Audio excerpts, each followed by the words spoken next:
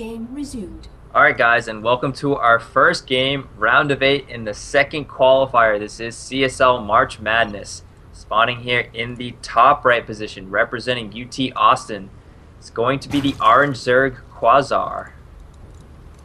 Spawning here in the bottom left, representing UMCP as our pink Terran is going to be Shifty. So we have a TVZ to start things off on Daybreak and Ferg. We're here in qualifier 2, man. UMCP coming back for some more, trying to get to that, round of 2. Yeah, I mean, these teams, obviously, they had their chance.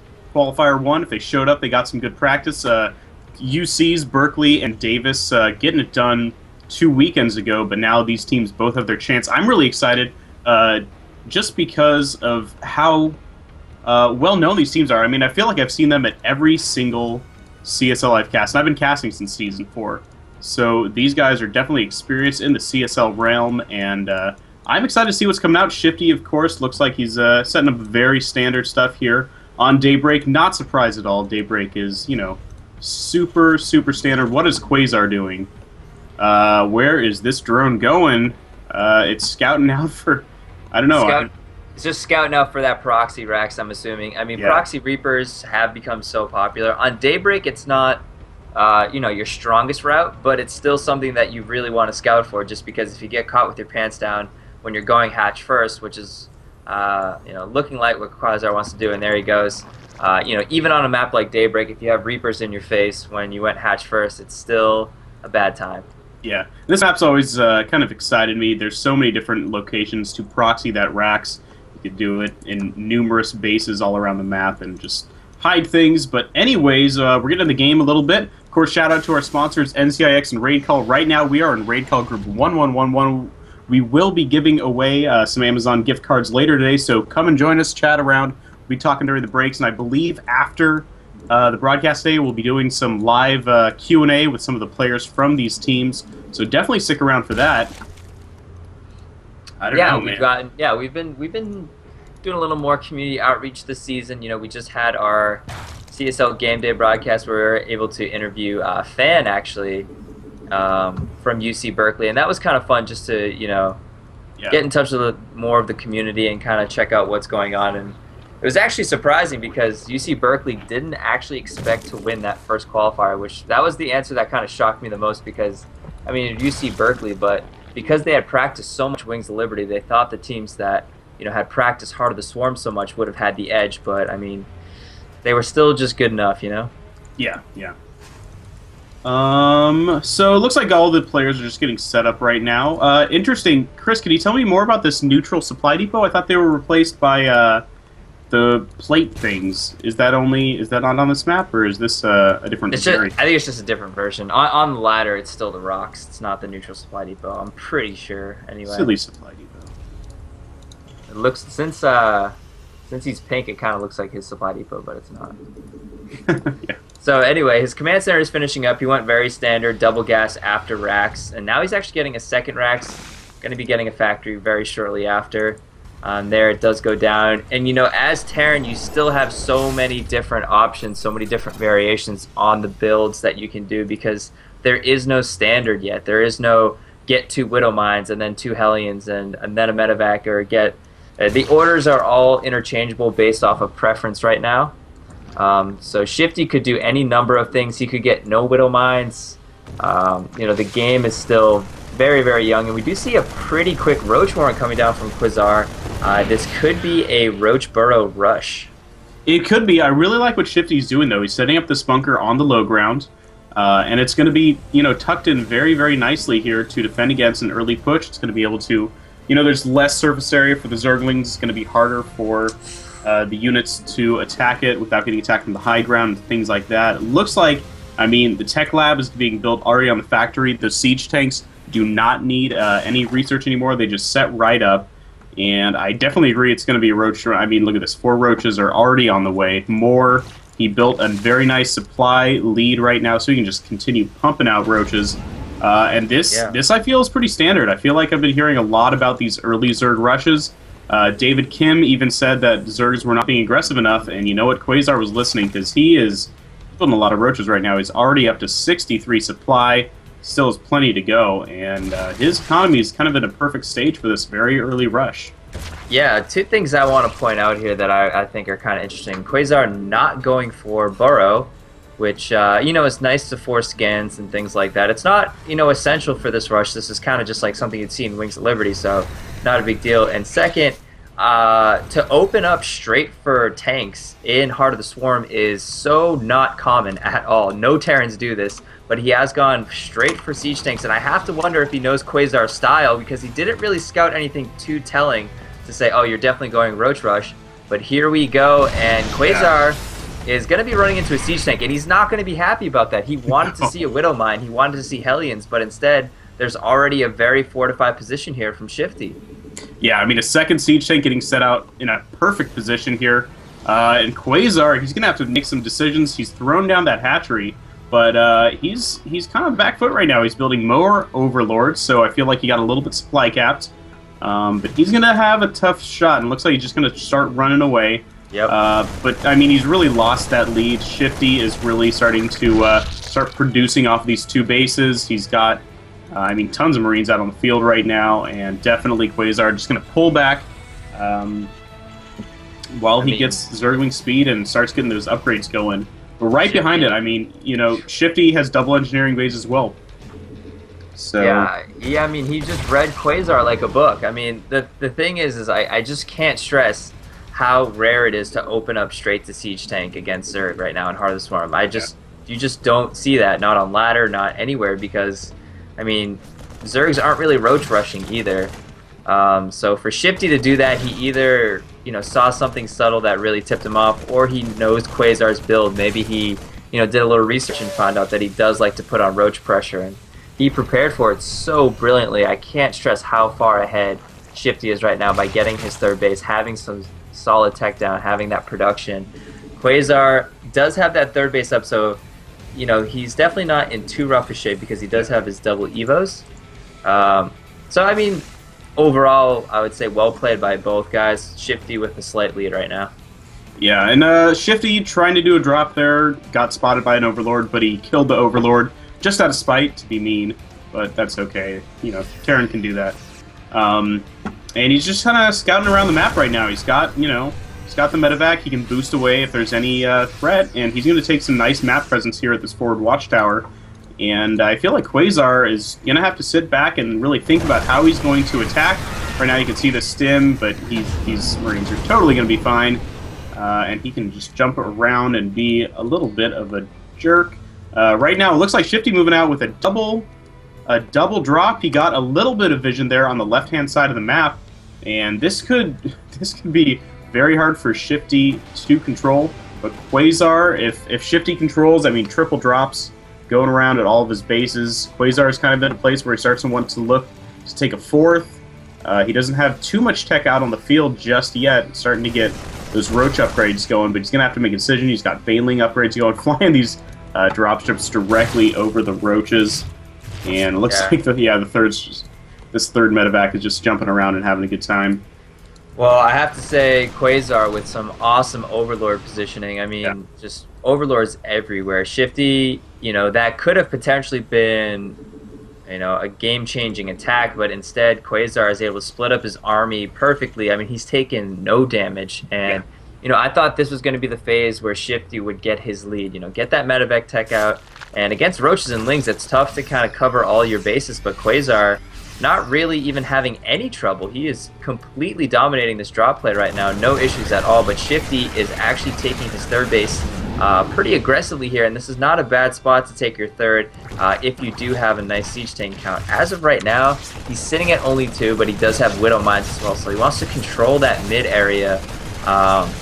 And he does have 2-2 kind of wrapping up here, so Shifty probably going to... Sorry to interrupt you, Chris, but drops going off in the main, doing a lot of damage to Queens and Lings and drone kills. Third got dropped a little bit as well, but this did actually kind of even the score right now. Shifty finally making use of those dropships, and definitely taking that third at a good time. Now he can slowly move up his army and reinforce. There are some Lings that are trying to pressure. Look at all of these Lings across the map. There are 91 Lings on the field, so Quasar He's a fan of that Z button because this is definitely a very unique style that I haven't seen in a while. Oh my god. Yeah, that is a lot of lings and a lot of banelings. And they're going to finish just in time for 2-2.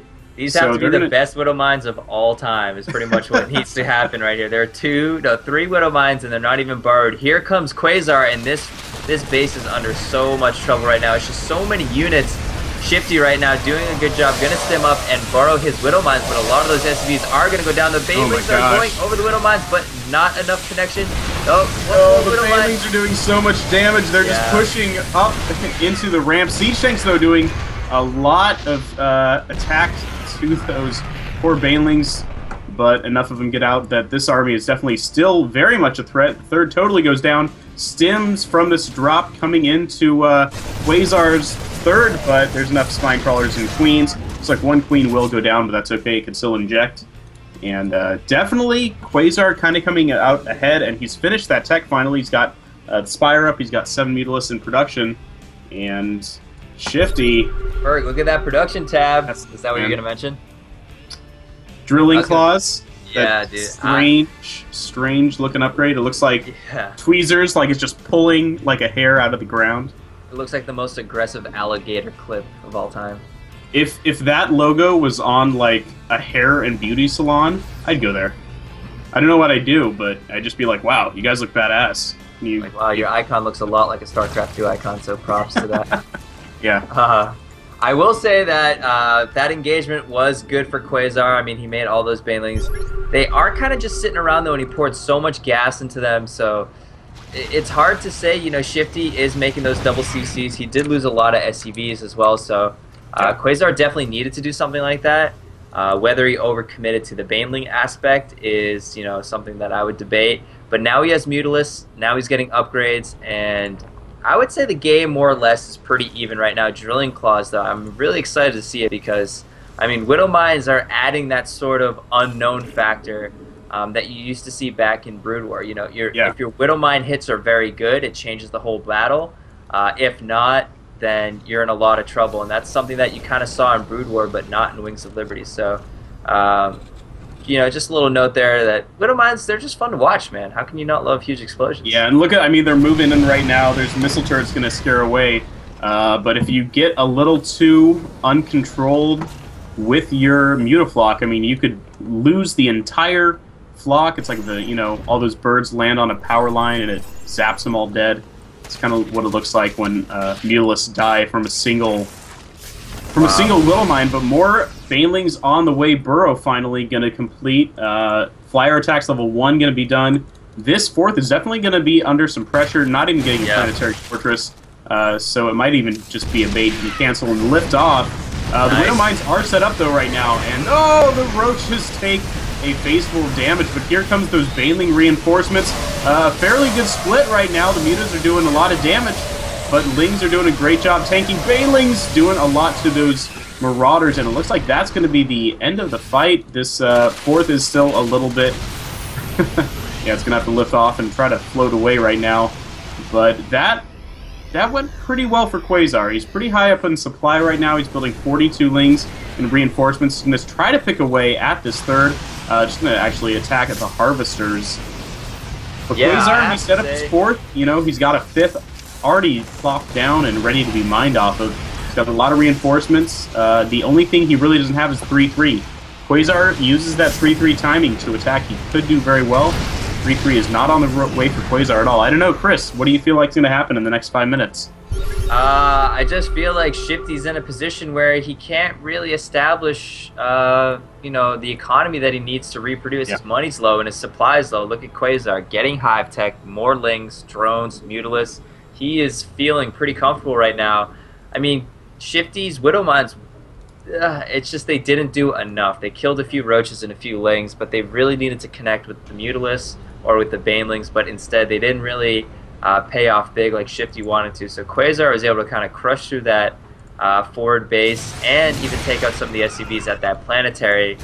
The Widow Mines, they just didn't pay for themselves enough. 3-3 is just now finishing for Shifty though, and with 3-3, Bio, and Medivacs, you can claw your way back into pretty much any game. Mutalisks now attacking the space once again, and that actually really hurts.